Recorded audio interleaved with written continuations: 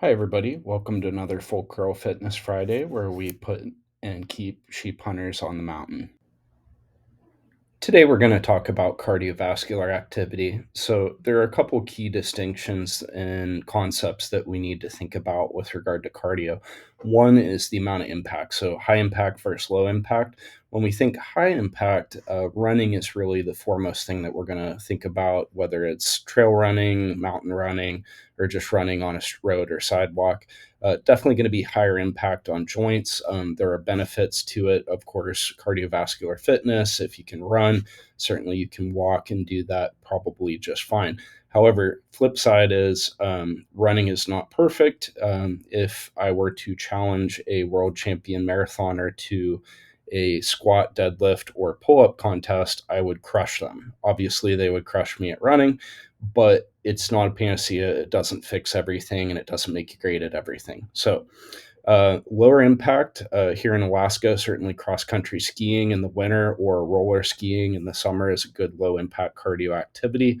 Other things that you can do include ellipticals, stair steppers, rowing machines, also known as ergs, can be really great.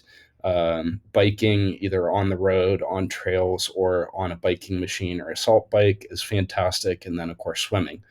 Um, the lower impact activities are really nice because, especially for people with osteoarthritis, joint replacements, things like that, it's going to be a lot lower impact and lower stress on your joints or prostheses. That being said, you can use movements like, for example, rowing to not only do cardiovascular fitness, but also to get strength as well. Swimming is also a really great cardiovascular as well as strength workout, full body workout.